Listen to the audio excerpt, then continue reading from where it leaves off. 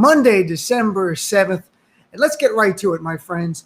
There's this media narrative out there that somehow Republicans are silent when Trump does atrocious things like trying to overturn this election and insert himself as president over the will of the people, that they don't speak up because they're afraid of him.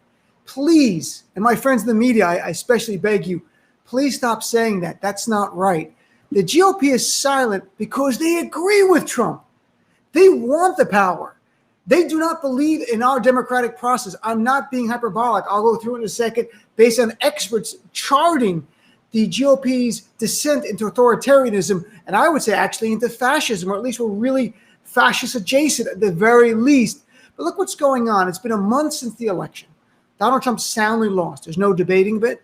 We've had recounts in Georgia and Wisconsin. In fact, today, Georgia got recertified for the third time.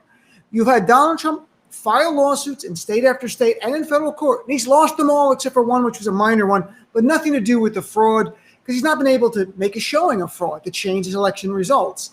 And add to that, Bill Barr, Trump's notoriously loyal AG, announced last week that there was no evidence to support overturning this election in terms of fraud. And let me make this really simple and blunt as a lawyer. A month ago, right after the election, I defended Donald Trump's right to get a recount like any candidate. I even defended his right to go to court and make a showing of evidence if there was fraud. And if there was, they were not going to throw out the whole election. They might order a new election in a part of the state or an entire state. But here we are over a month later, and it's loss after loss after loss. It is gone. And here's the reality. Donald Trump's claims of election fraud are simply a smokescreen for a fascist power grab. It is an effort to overturn our democratic election and impose him as the leader. To be blunt, it's not just my words. Jason Stanley, a Yale philosopher, philosophy professor, wrote a book, How Fascism Works. And he put point blank that you could legitimately call Trumpism a fascist social and political movement. That's before the election. And what have we seen now? And here's where I make the case that Republicans are on board. There was a great article in the Washington Post on Saturday. They asked as many Republican members of the House and the Senate, first of all, who won this election? And then secondly, even if you won't admit who won it now, would you agree after Electoral College votes this Monday, December 14th, and Joe Biden's elected president-elect, will you then acknowledge that Joe Biden is president-elect? Overwhelmingly, only 27 of all of 249 Republicans said right now they will acknowledge Joe Biden's president. After the electoral vote on Monday, when there's no disputing it, it's done, only 32 Republicans said that they would recognize then that Joe Biden's the president-elect.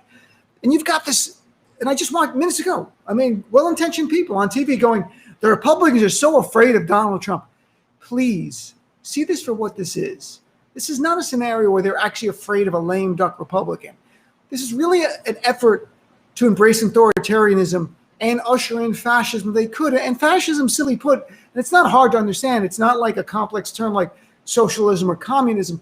Fascism is simply undemocratic means to acquire and retain power.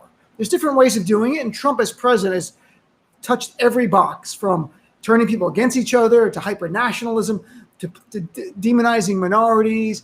The list goes on and on. But here's the thing. I want to read from some experts. It's not just my opinion on Republicans' descent into authoritarianism. A great study came out in October from the VDEM Institute, University of Gothenburg in Sweden. And they documented, using objective metrics, the GOP's descent. And the Democrats have remained embracing democratic norms. The GOP, over the years, this is not new under Trump, over the years have rejected it over and over and over. They said right now that the GOP, and I'll read exactly the words, says it more resembles authoritarian ruling parties like in Hungary and Turkey. That's not good to be compared to when you're an American political party. And one of the leaders of this study, Ann Lerman, said that, and she laid it out right here, the GOP's, quote, dangerous lack of commitment to democratic norms, disrespect of political opponents, and the encouragement of violence, and also the violation of minority rights, they are blinking red lights of a descent into authoritarianism. She said they have all clearly increased within the Republican Party in years. Some are minor efforts to diminish our democracy. You know, a minor one, but was very important, was Mitch McConnell not allowing Merrick Garland to have his nomination considered by the Supreme Court. That wasn't a procedural thing. That was substantive. That was saying, despite the fact we had a Democratic president, Republicans, because we're all about power, are not going to allow this Democratic president to exercise his constitutional authority to pick a Supreme Court justice. They wouldn't even let a vote on it. You know, the list goes on. Voter ID laws. You've had whatever hyper-partisan gerrymandering is another issue. And again, it's rejecting democracy for the idea of power. And that's what it's all about. Think about anything you see with the GOP is about power. Democrats, we want to play fair all the time. And I think we still should play fair. I think we can win these elections being fair. But at the same time, we must call out the fascism of the GOP. We have to put them, I want to see Republicans go on TV and go, we are not fascists. I want to see the word fascist come out of their mouth so people hear it over and over. The same way they call us socialists all the time, which is BS, and Democrats should do a better job pushing back against that lie. And then they should go define socialism to see that we are not a socialist party. Also make it clear that to the GOP, anything that doesn't help their rich donors, they view as socialism.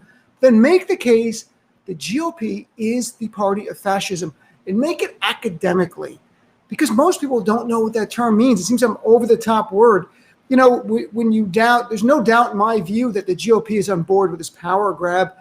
And we just saw on Friday over 60 GOP state legislators in Pennsylvania, these are elected officials, sent a letter to Congress calling on Congress not to accept the electoral votes in Pennsylvania.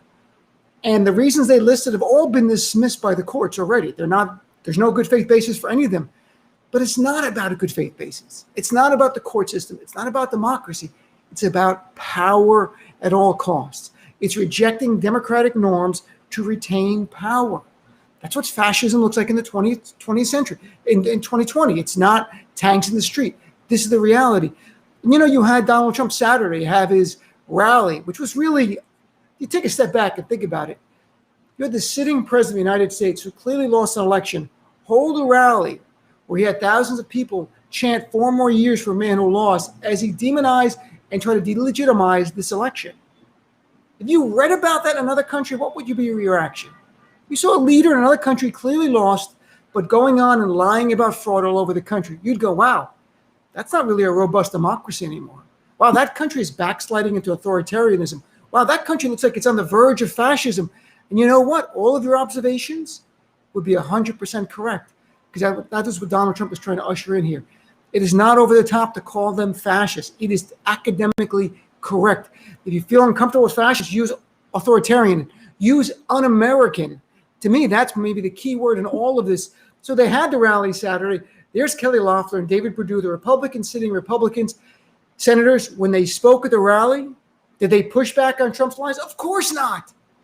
Look, you have a handful of GOP Republicans, Mitt Romney and a couple others, calling it out.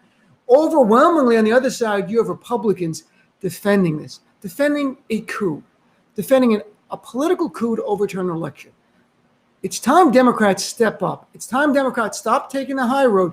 And it's time for us, and I say this all the time, let's stop waiting for Democratic leaders to be the leaders we've been waiting for. We are the leaders we've been waiting for. We in the grassroots start pressuring our elected officials to use the right words, to use the words fascism, authoritarianism, un-American, political coup. This is what they should be saying. If they start saying that on TV, I can assure you the media would freak out and then start covering what is fascism.